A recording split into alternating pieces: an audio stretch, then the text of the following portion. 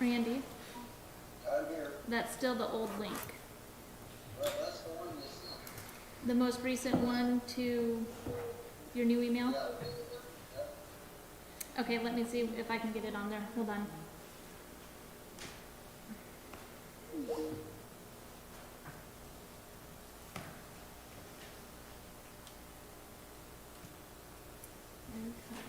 Sorry guys, we gotta get Randy on here real quick. Let's see.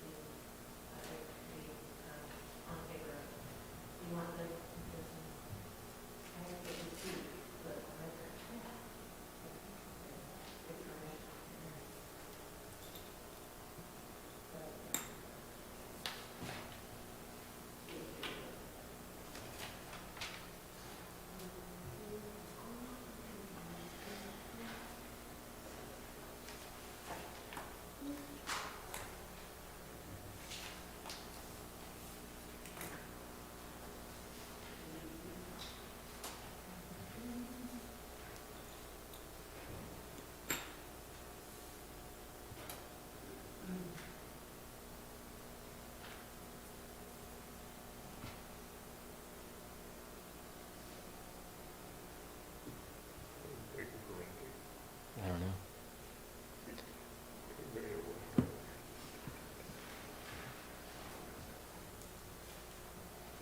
Are we waiting for Randy? I believe so. Okay. Let me just make sure I'm not through here. Otherwise, I don't know how to get you in there.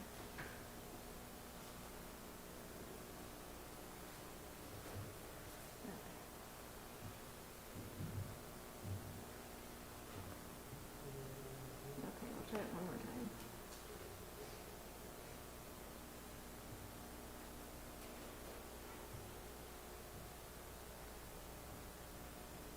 Okay, see if that'll work for you.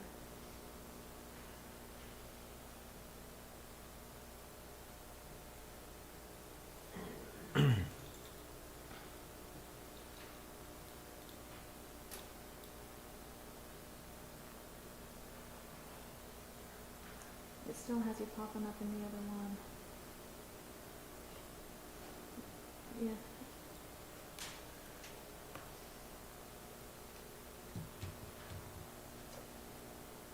Okay. And it is on YouTube, so you can send me if you log on to. Yep. Yes. Let's see. I don't have the specific one, so you just have to go to the youtube.com and City of Coos Bay and the Parks Commission meeting with today. Okay. Okay. Okay, thanks, Randy. Yep.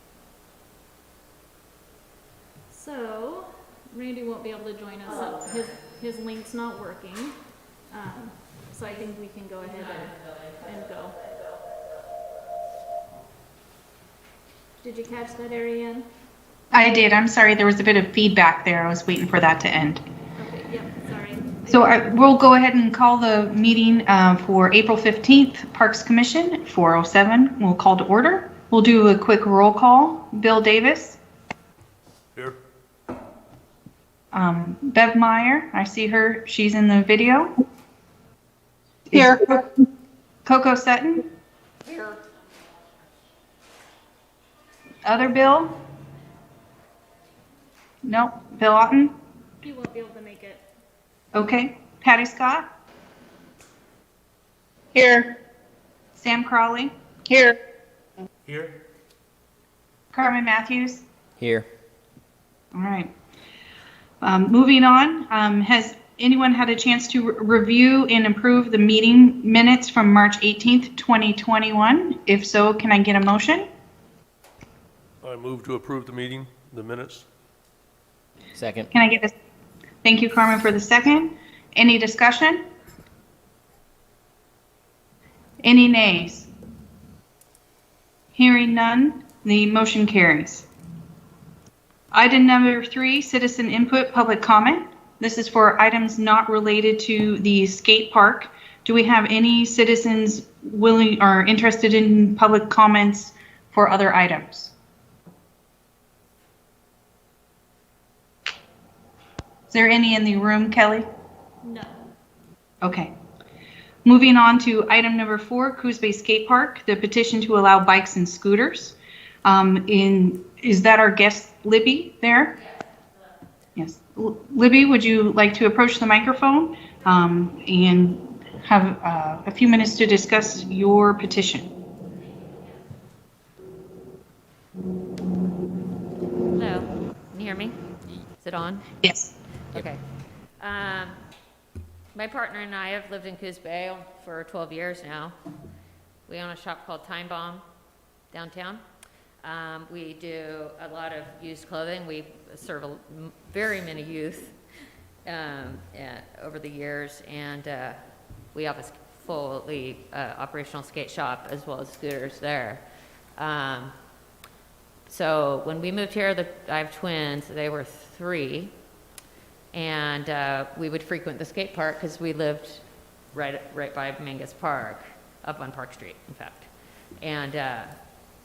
And my son basically was inspired by my cousin, or his cousin, my nephew, who was a very talented skateboarder and scooterer, and fell in love with scootering because that was his true passion. He kind of avoided, my nephew's name is Keaton. He's been here quite a bit, but he's from Portland, and he would kind of avoid scootering sometimes. He got teased a lot. So there's a kind of a dichotomy there. There's a little battle going on sometimes over the years between the two. They get in the way, and so that might come up as an issue. I just wanted to address that. He used to get teased quite a bit and kind of gave up scooting when he was young. But now he's a professional scooterer, my nephew, and he travels, and he has Signature, which means his own branded decks and such. And so Rocco, my son, has really admired him and has become competitive as well. And he grew up in Mingus Skate Park, learning how to be competitive. So we're very disappointed to hear when the coping was coming off. Over the years, there's been, some damage to the park. It crumbles, and I know there's maintenance. I just haven't kept track of how often, but I know there were a lot of complaints about some maintenance that wasn't happening. And anyway, so last year, one day, about 9 months ago, my kid and his 2 friends were at the park as usual, and his friend jumped up on a BMX bike. What's called the coping is the edging. It's to be able to slide or whatever you want to do on the edge. And a chunk of it fell off. We were like, okay. So they went, picked it up out of the bowl, got out of his way. And then three of the boys just kind of got together and noticed it was crumbling off, started picking it with their hands, and created a flat spot, which was way better to fly out for bikes and for scooters, but it's not for skateboards. At that time, there was an ordinance sign hanging. Nobody paid attention. Nobody thought about it. And in fact, let's see, I've never been to a town with a skate park that excludes, that has only one park that excludes anything. Because it's one town, and you have diversity, and you have to, adhere to that for kids. And now we've tripled our business at Time Bomb. And I don't know I haven't looked at statistics, I haven't had time, but I know the population is exploding, the traffic has gotten crazy, and our business has tripled. So I would like to address benefits of expanding a skate park, or at least keeping it maintained and sharing it for everybody for the future of Coos Bay as a city going forward, and starting to bring in all this commerce. Even as a small business, we've expanded. I think the sky's the limit now for Coos Bay, and the potential was always there, but anyway, so I think moving forward, or you get to the size where you can have both. You have a skate park and you have a park for scooters, because they do more damage to the cement. Or you do metal coping, which is a strip of metal along the edge. This is all money issues. This is a budget issue for the city, but I am more than willing to fundraise. And I've talked to Randy on several occasions about it. But I wouldn't say I was brushed off. I just think he's busy. He was really excited, though. He showed me the original plans, which really only about a quarter of the park got built. From what I understand, and I don't have it documented, but the cement was poured wrong, so they went over budget and had to downsize the park initially, and it just stayed that way. They ran out of funding, and supposedly somebody walked away with some money. But it's a small town, there's rumors, so I'm not accusing anybody, but, and it was just kind of left at that. And, I grew up in the 80s, and my brother was a skateboarder, I was a skateboarder, and also I was talking about my nephew Keaton, who's a professional scooterer now. His father built Burnside Park, which is world famous now in Portland. But it's under a bridge. It started out as someone brought a bag of cement and made a little hill, and they started jumping that. And pretty soon they just kept building it. It was on the east side under Burnside Bridge, and a lot of homeless hung out there. But it was lit up a little, and enough for them to escape the streets where people were ridiculing.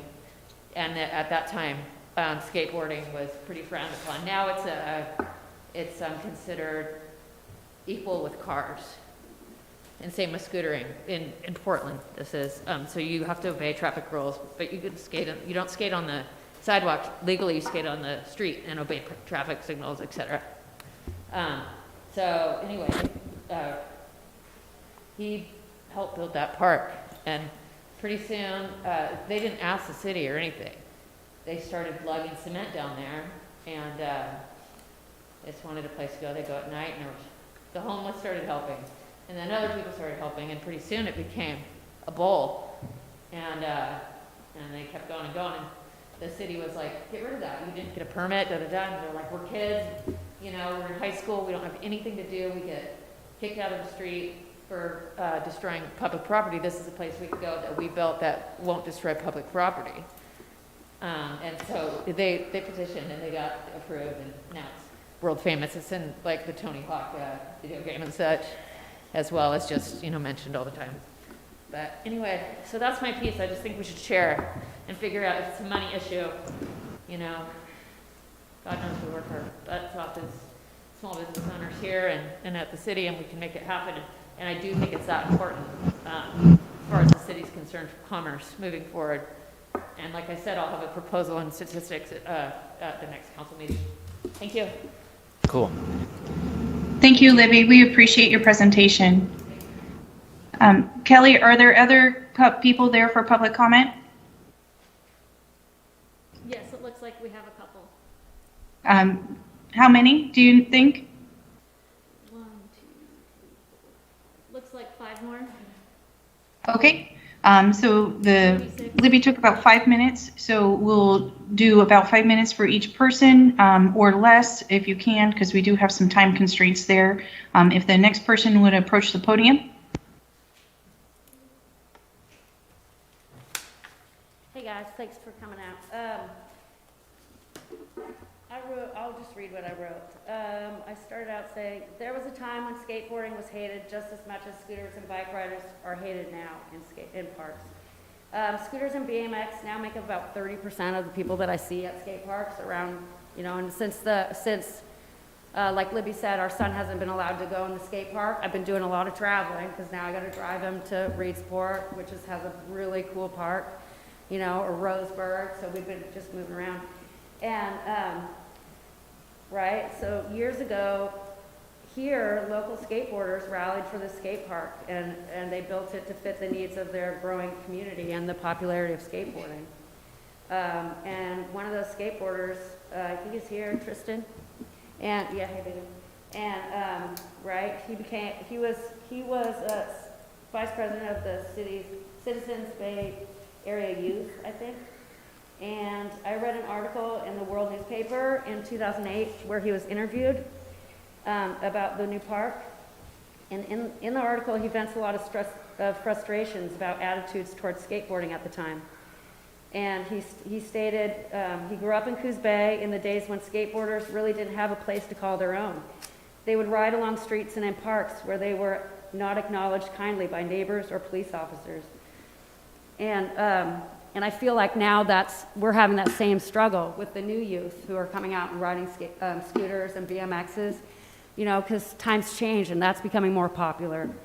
And, right, so now we're forcing these kids back on the street to deal with, local properties, parks, businesses and stuff, private property, and officers are having to respond to that stuff. So we're looking for a safe place for all the kids in this community to go. There's not a lot to do here. We're putting them back in situations that add conflict to the community. The skate park is for our community and it should rise to meet the growing and current needs of our citizens. We lived here for 11 years and that rule has never been enforced. There's been officers, called for other reasons to the park, but they've never, ever kicked anybody out for scootering or for riding BMX. The cops never literally enforced that. So for the 11, 12 years that we've lived here, like Libby talked about, our son's been scootering here at this local park all these years without police enforcement, and now the police are forced to respond daily, sometimes multiple calls a day due to one person's outrage. And I think it's unfair. You can't choose when to enforce a rule and when not to. If it hasn't been enforced in over a decade, it's really hard to just wake up one day and not be able to go to the local park that's been part of your community and part of your life, at a young age. That's like a lot of years. He's 14. All these kids are pretty much, 14, 15. And it really impacts them because now they're doing, they get, park benches and all the reasons that we built the skate park in the first place was damage to personal property, business property, city property, park benches and stuff like that. And that's the whole reason the skate park was created, I think, in the first place. And I think it's missing the point now to exclude these kids. That's all. I'm sorry. I done under 5. Can I get your name, please? I'm Angelin. Angela? Sorry, Angelin Appel. Thank you. Yeah. Thank you, Angela. Can we have the next person approach the podium, please?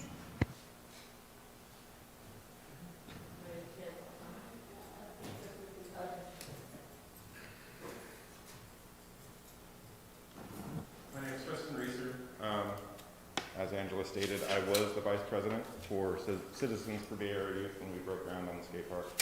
I will have to agree with a lot of what she just stated. We need a facility to accommodate everybody. At this point in time, I'm going to back up a second. I was the volunteer that stepped up. I came last month and introduced myself, introduced the nonprofit that we have formed since the repairs have been made. I spent a lot of time for a month straight down there daily, didn't take a day off to make sure that that park was open again. If I hadn't stepped forward, the park would more than likely still be closed to this date due to the cost of the repairs from the coping being loose. As Libby here stated, the coping came loose from bikes using the park.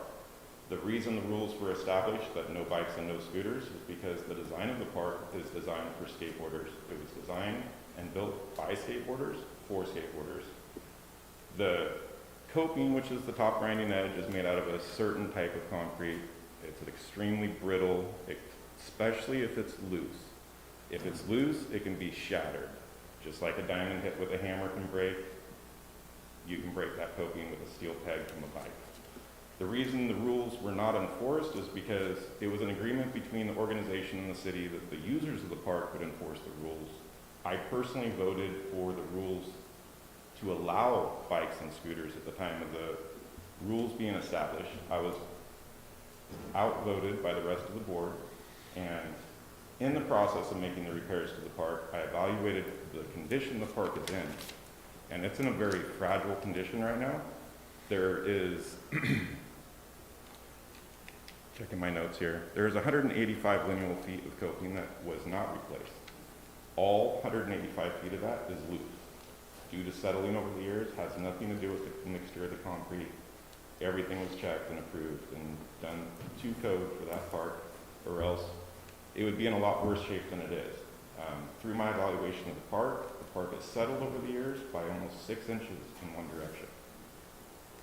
It needs a lot of work to bring it back up to safe today's standards.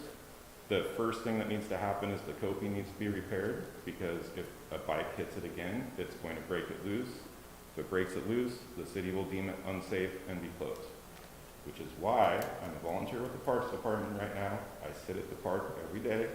I talk to people about the condition of the park, about the rules of the park, and ask them to follow the rules to try to keep the park open while we build a master plan to try to get the repairs done. So my input on this would be to keep the rules in place until we can expand, and hopefully the expansion will be in such a, the expansion design will be in such a way that we can accommodate everybody that wants to use the park. I think everybody deserves a place to ride whatever extreme sport they want to use. We're in the early stages of forming the nonprofit. It's going to take time. The coping repairs, I would like to see repaired as soon as possible so that the park can stay open and it doesn't get damaged to the point where it's closed. I've estimated the cost of materials to be $4,460. I'm willing to step up as a volunteer and make the repairs free labor side. I know that you guys are extremely over budget at this time, so I haven't approached you guys about that until the next budget season, which is, I do believe, July. We have a budget meeting tonight. It's a good timing. I'm sorry, is the public able to attend the budget meeting? I believe so. Yes. Or is it city official coming? No. Yeah. Is it, where's it at? Here, I've also actually taken Carmen Matthews here through the park. 6 o'clock, yeah. What's that? I've taken Carmen through the park and pointed out the repairs that are needed. Yeah, there's a lot more than just the coping. The coping is my main concern to be able to keep the park open at this time. There is a lot of other repairs that need to be addressed in the future. But to keep it at a safe, usable condition, the coping needs to be addressed as soon as possible. For I had a everybody. question. Yeah, I think what Tristan's alluding to is that if the coping comes up again, then the whole park will shut down for everybody for, If the coping is fixed, then they can let everybody back in. That is up to the city. It's a public space. There was a complete review board to establish the rules of the park originally. I'm sure it will have to be done to change the rules in the future. yeah. It is my recommendation that you do not change the rules until the repairs are made. But I do support the rules being changed if we can get the repairs and make the place safe for everybody to use without it being damaged to the point where it will be closed. That's my main concern. May I ask a question, please? On the coping replacement that you've estimated about 4,500, is that the metal coping that Libby asked about, or is that the current coping? There is no way to retrofit a Okay. hole that was designed with concrete coping with metal coping. It needs to be designed that way from the start. And it Okay. goes that way, Thank you. I see. unfortunately. Thank you. We would like to come back in the future and talk about the possible expansion of the park and develop a plan to move forward and hopefully expand with a design that will accommodate everybody. Thank you, Tristan. Yeah, thank you, you. Tristan. Who's Can we have next? the next speaker approach the podium, please?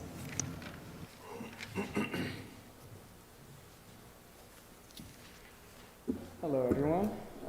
Just a little bit about myself. My name is Matthew Rote. I've been skateboarding for about 20 years, and if you don't know me, I was actually a part of the skate park getting built in the beginning. A friend of mine and I, in high school, we got a skate club together, and Miss Thompson was his mom. We ended up getting, money raised, doing everything we could to get the skate park built.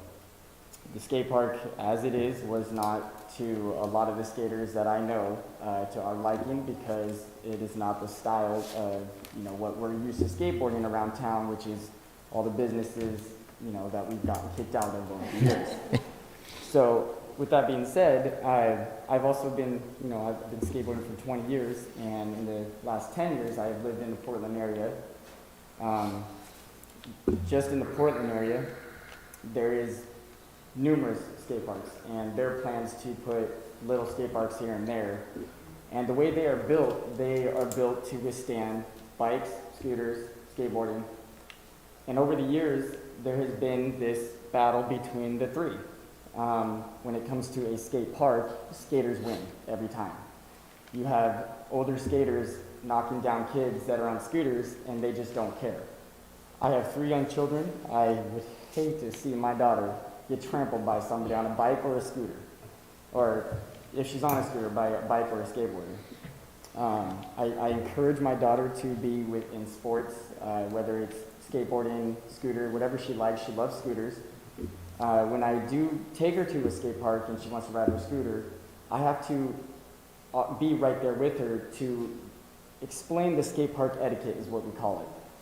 You watch out for the skaters because they don't watch out for you because they don't care if they hit you. It's a skate park, and you're in their domain. It has been like that for many years. I personally do not like it just because, they're kids, you know what I mean? But I can't speak for every adult out there that, would feel that way. But I just recently moved back within the last couple weeks. I'm a carpenter at SWAC, and just in the last 2-3 weeks that I've been here, I've been going down every day just to help Tristan make the repairs and do what's needed down there. I would love to see the skate park expand, because I would love for it to be what I wanted when I was a kid. But also to allow scooters these days and bikes come into the park and not worry about damaging it.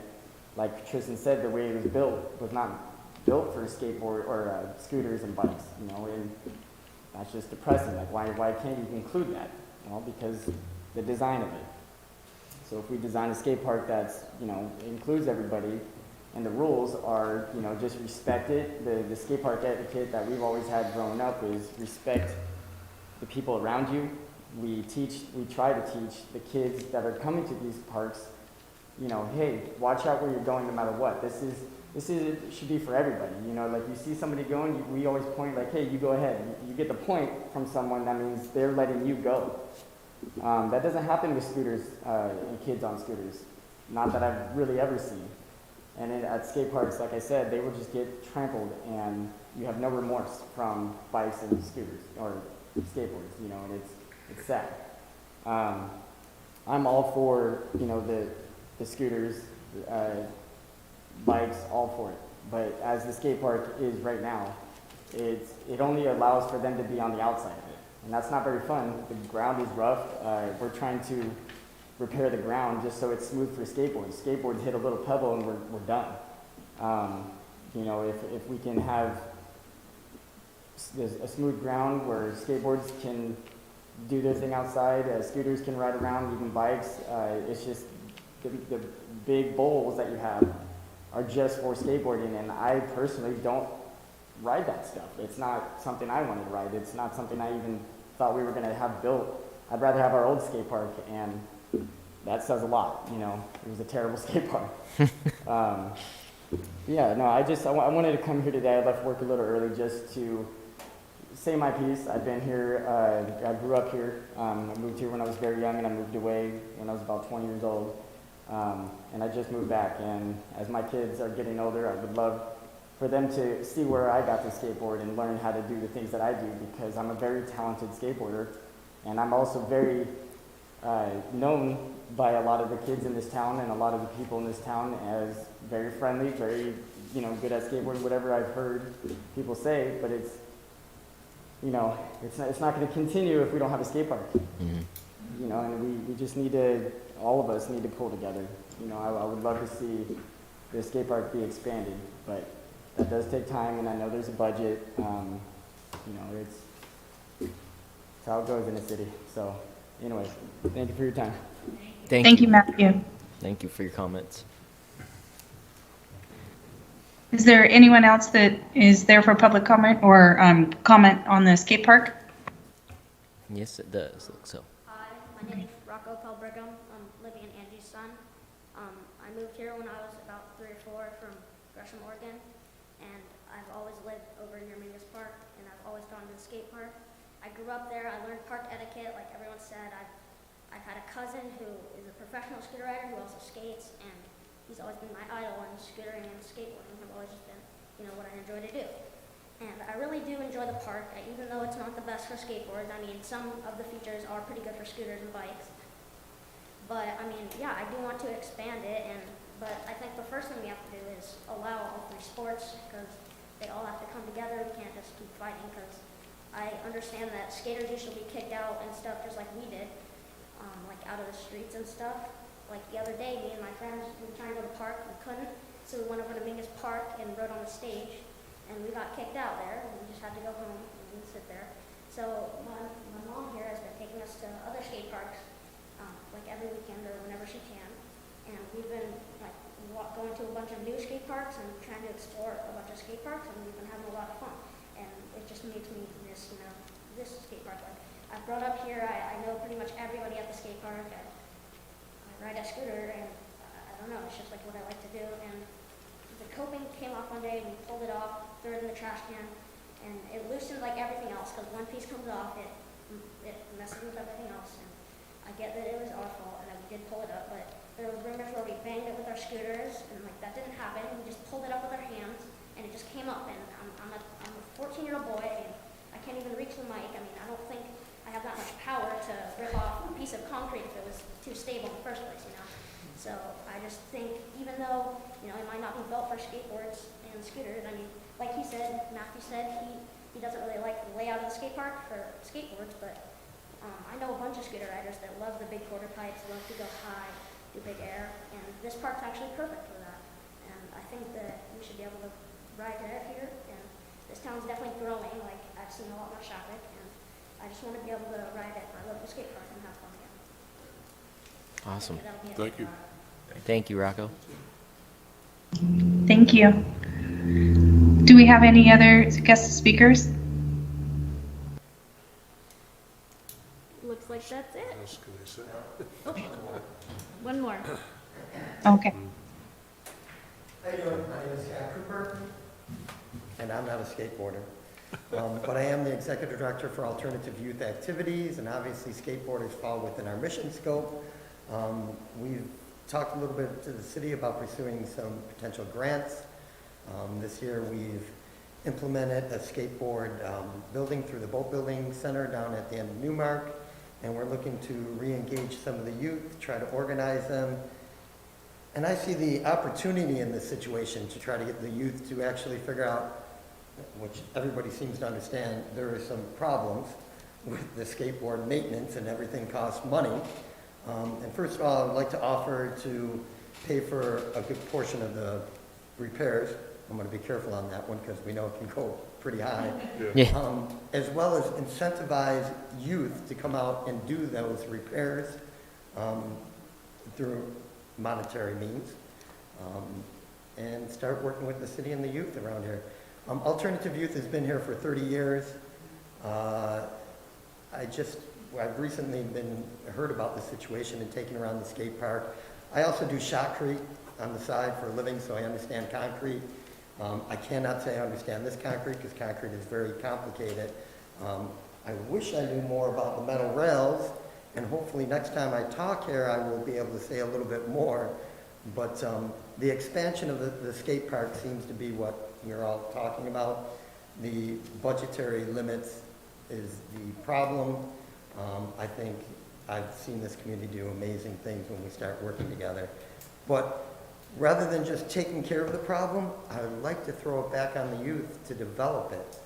And that's where I see the opportunity. And I can incentivize that through some of the summer programs that we're doing. Enrichment programs that can lead students to credits if they're in high school, as well as put some money in their pocket and allow them to create their own skateboards. Huh? Wow. So, as well as we're willing to help the city pay for the repairs that are needed right now. Wonderful. Thank you. Thank you for that. Thanks, Bob. I have a question for you. Where did you say the skate park, the other, you said there's a roller skate center built, No, I said it needs to be. We all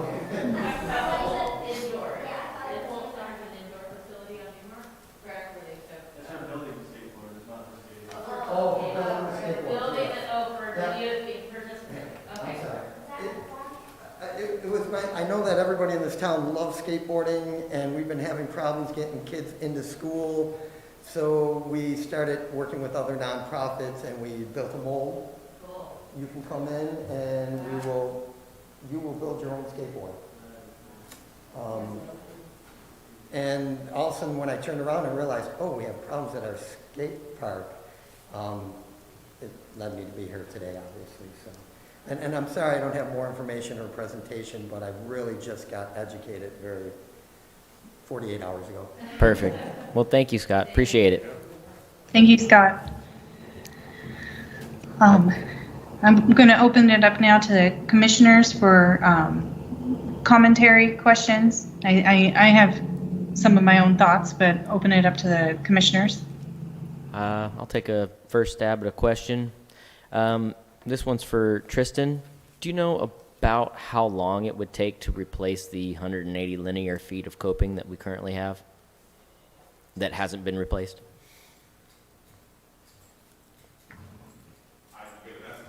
Yeah, yeah, we're talking estimates. It took a total of 231 hours to replace 70 lineal feet. Okay. That was the coping that was replaced in September. It took me the entire month and a week, I do believe, to replace it. Part of the reason it took so long is because the condition of the other coping. To replace the coping, I have to saw cut and cut out a 1/2 inch underneath in the mortar bed. And in doing so, the vibration of it made more coping come loose, which is why it went from 20 feet that was missing, which I stepped forward and was like, sure, I'll do that, no problem, it'll be done in a week. And as soon as I started to saw cut and chisel out what I needed to do, chisel out to replace the coping, the next day I checked, there was 10 more lineal feet loose. Yeah. And I instantly stopped work, contacted Scott Davison to come down and inspect and let him know that the timeline was blown and the budget was blown within 24 hours of starting. So at that point in time, instead of saw cutting and using a rotary hammer, I saw cut and hand chiseled the mortar that needed to be removed, which increased the total number of hours by a minimum of 2 weeks. So you're saying that maybe it wouldn't be just a double of what you did. It could go a little quicker this time? I think I could do it in about the same amount of time, even though it's 2.5 times more lineal feet wise. Yeah. Especially if I had more volunteers step forward. The volunteer list, there was 5 people of us that helped. I was responsible personally for 154 hours out of the 231 total. I see. And the overall project took about a month? It was about a month. I think we closed it at the beginning of September, and we reopened October 6th or October 5th. Yeah. Okay. Well, thank you. The way I look And- at it is that, much like the pool, we need to have downtimes to do maintenance, and I'm seeing a lot of opportunity here. We have a bunch of users that want to be able to use the park. We want expansion. I think there's a lot of shared goals here. And it sounds like there's a potential for meeting in the middle. Currently, I'm doing some small repairs down at the park. I see. The tennis court surface is degraded. I should have mentioned this when I was up here for the public comment. I got this cleared through David Crandall, head of the parks. I've been stripping off the tennis court surface to expose the blacktop surface. I've been smoothing the blacktop surface, and I've researched the products to use on the blacktop to make it like a brand new parking lot, which is nice and smooth for skateboards and everything else that would like to use the park once we get the repairs done. I'm currently in that process, and then there's some cracks and some other things that I can address that are cheap comparative to actually fixing them, but to make it better in the short term until we can raise the money to fix it and prolong it as long as possible until we do have that money. I see. Thank you. I see a question. Rocco, you had a question? So I was wondering if... Can you come to the mic real quick so the people on the online can hear you? Put the mic down so we can hear you. There you go. There you go. Since he said it would take about like 212 hours, I've been seeing on Instagram and other social medias a bunch of other skate parks being built in Oregon that are by this company called Dreamland Skate Parks, who built like most of the skate parks in Oregon. And I was thinking if we maybe fundraise enough money, we could just get them to build it so that we don't have to just get Tristan to do all the labor by himself, so that it would go quicker and that, maybe potentially we could have a better skate park. It's very. Yeah. I have something to interject into that. I have reached out to Dreamland. Could you pull the mic up a little bit? Thank you. I have actually reached out to Dreamland. Yep. They are extremely booked out. Yep. You basically need to schedule with them for years in advance. Sounds like a. It is my hope and the organization's hope that we can actually have Dreamland be the construction company that comes in to make the expansion of the park. In order to do so, we need to have the land approved for the expansion. We need to contact them, let them know that we have approval from the city and an agreement with them to make the expansion.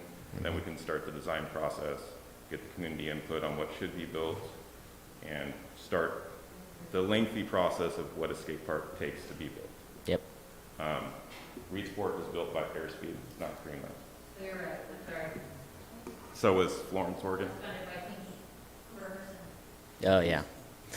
Well, it sounds like there's a lot of interest in expansion, which is great. And I'd love to see so many young folks coming in and being a part of this public input, because that's really how anything gets addressed. So the rules were stated as, skateboarding only, but that was the way it was originally put. And I guess at that point there probably wasn't as much scooter usage or BMX usage at the park. And if there's a way or if there's something that you all want to change in your world, this is how you do it. You come to the meeting, you make your voice heard, you get public testimony, you get support, and then we have a discussion about the merits of what you've brought forth. And I think that what is happening right now is wonderful. You're seeing different users coming forth and relaying the needs that they have and the usership that they've enjoyed over the years. And I see potential opening for a collaboration where we could do some fundraising as a community to get us up and running without being down at the park permanently or having maybe some health hazard issues, health and safety issues. I can't speak on behalf of the whole Parks Commission, but for me, I would love to see the expansion of this park. I feel like I personally have a lot of pride in that park, and I'm not a skateboarder. But I love seeing it there, and I love watching everybody. And, you know, I've enjoyed watching the scooters and the BMX bikers as well over the years. I live down by there. It's really unique, and I would love to see it grow. I think it's something that's very important. That's me, and I hope that from this meeting where we get some public input from you, this is what we need to hear as a commission and as the city council. This is what you need. You need that input. If there's no input, then it's not on the radar. So thanks for coming out and making your voices heard. Anybody else? All right, one more question.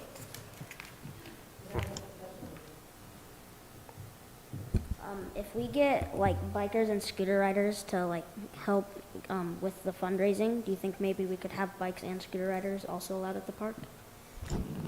I think that is definitely part of the discussion that we're leading to, and I've heard from Tristan that, you know, if the coping was fixed and everything was stable, you know, that would be something that the city could decide at that point in time. But at the moment, with the coping being in its fragile state, I think it is kind of a danger to more of the users. I'm sorry? What about a 5-year-old child? Are they allowed to go there with a skateboard? And if they hit the coping and it crumbled, would they be hurt? Potentially. A 5-year. I'm asking if skateboarding is safe. Yeah, is safe in general, excluding the other things. I'll clarify. I believe what Libby's saying is like if that is a risk factor for scooters and BMX bikes that the coping could come off, and it's fragile, right? If that happens to, you know, just being used at all, the skate park, is that going to be an issue? Is that a safety issue then for everybody? If the coping's coming off, it's coming off. So, right, I think that what the initial input that we heard from Tristan is that the usage and the impact from pegs on bikes and scooters is larger than the impact from skateboards, is what I'm kind of understanding. And so, you know, the rules being what they are right now, I can't speak on behalf of the whole the Parks Commission, but it sounds like the intended use and the intended design is reliant on the impact of said user. And I understand the issues with, you know, letting everybody use it, but you know, a similar example would be trail systems for just mountain bikes and not allowing motorized bikes on trails and such. There are usership issues. I think that what I've been hearing from the entire community is that there is a time or a place when all users can be there, but at the moment where the state of the park is right now, it's in a fragile zone, and getting it fixed might get us to the level where everybody could use it. That's what I'm hearing. I think that's where we're heading, at least in my view of the discussion. Did you have a question? Yeah. Question, more of a solution for everybody. This is something we've also struggled with, you know, when I grew up here at our old skate park. We always brought in our own obstacles. That is how skateboarding has evolved into skate parks. We skated different things, we built our own things. Just like I heard Burnside was talked about, that was built by skateboarders because of the idea of building your own skate obstacle. Scooters and bikes do the same thing. Dirt ramps, mountain bikes, dirt bikes, they all do the same thing. Something I'd really like to see change is, you know, if we make a rail or a box that we want to bring into the skate park and skate, everybody can skate those things. I have a rail that is in the back of my truck that is for skateboarding, but bikes and skateboard or scooters can go on it just fine, and it's not going to hurt anything. 'Cause it's gonna metal. get bent and, you Yeah. know, broken. Like, it's a solid metal rail. And I don't care if scooters ride on it. If they do it, I'm like, you know, you're crazy, because I would not, that scares me on a scooter, and I'm watching you do it. Like, that's awesome. But that has just been something that has been a problem with bringing our own obstacles into the skate park. It's always been, no, it's a liability. Well, skateboarding is dangerous. Scootering, biking, it's all dangerous. It's all a liability. Would you rather us be out on the streets making it more of a liability, excuse me, for a business, or can we do it in our own skate park, bring our own obstacles and use them? Absolutely. So that's what I would like to see. That's a simple solution that could help everybody be able to use the space that's there. There's a lot of flat ground space that we like to use for that reason. So, Yeah. So, yeah, from what I heard, the deterioration was in part due to the multitude of users. And so if we can get it fixed, then maybe we could have a Band-Aid until we can get to the next level. That's kind of where I'm looking at. And that's for all users. That's where I'm sitting. But I'll stop talking so other people can talk. Thank you, Carmen. I mean, I think the ultimate goal and the consensus is that everybody would like a facility that accommodates everyone, and how we get from here to there is what we need help with. I mean, I don't think anyone on the Parks Commission, scooters or skates, that's a generalization, but I think that having some assistance in understanding what exactly is needed, you know, the suggestion of being able to bring in other rails, those type of things. I would personally like to see a task force that's formed that includes skaters, scooterers, BMXers, and some representatives from the Parks Commission, so we can evaluate the needs of that space, the potential expansion of that space, the location of the skate park and expansion, so that we can make some future plans, go after some grants, and get a facility that works for everyone. You're here. Anybody else? I have something to say about Malcolm's position, about like. All right. Can't hear you back there. Yeah, I can't hear you. Where they said like, where Matthew said about bringing our own obstacles, that would be awesome. Like I used to have a rail in a box at my house, but whenever me and my friends on scooters step foot near or inside the walls of the skate park, Tristan kicks us out and we have to go somewhere else. So like, I just don't understand how we'd be able to all ride there if he just kicks us out every day. Well, it's important, the tennis court is in for Are we allowed to ride in the other side on the tennis court? They're not making that decision today, I don't believe. I don't believe we're making that decision today, no. But we're having the discussion, and there, you know, at least I don't think we're having the decision today, Ariane. No, this is new business, so typically we don't make a decision on new business until the following meeting. Yeah. You know, I think that what I'd like to see personally is that we get the fundraising going and we get the people working, get it fixed before it gets shut down because it gets broken to a point where no one can ride it. So we just pick a date, we start fixing it, it's closed down for however long it takes to get it to the next point, and then we open it back up, and in that time we have that discussion about usership for everybody, or whenever we have that discussion. It might be the next meeting, which is within a month, and I don't think that we're going to get the park fixed in the next month, but you never know. You never know. I mean, I don't know. Depends on the weather. Depends on the weather. Right now, the weather's looking pretty good, so. Just let me know when I can start. Yeah, that's awesome. I have a feeling that this community could come up with $4,500 or $5,000 real quick to get that fixed. That's my guess.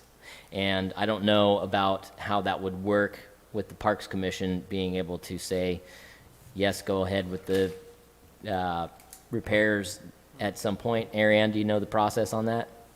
I think we need to check in with Randy and Jim Hosley to confirm of course, all the wonderful world of liability issues and those fun things. I know that there's some coordination there on the city's side that's well beyond the scope of the Parks Commission.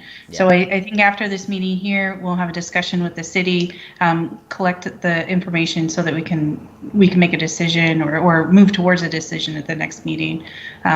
Again, I'd like to have some sort of resolution of coming together with a group that focuses on the current situation and also planning out along with our master plan for the future park that includes everybody. Expansion, master plan. You know, every meeting I talk about master plans. So. Well, we have another meeting in a month. I think that would be a good timeline to start working on fundraising in my mind, but as a community, not as a Parks Commission necessarily. But Jim, did you have anything to add? Jim's here. I'm Jim Hossley, Public Works Director, City of Coos Bay. Tristan was able to work with the city, and the city, as I understood, we provided some of the materials. Tristan did the work, so if the fundraising is successful, I don't think there's any problem with getting volunteers to do work. There may be some paperwork to sign for liability issues, but it shouldn't be a problem. That sounds pretty awesome. Sam, you got anything? Oh, Scott.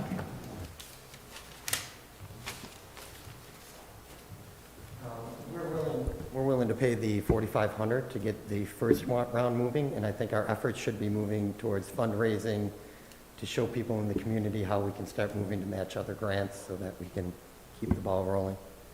Wow. But we still need permission to be able to do that.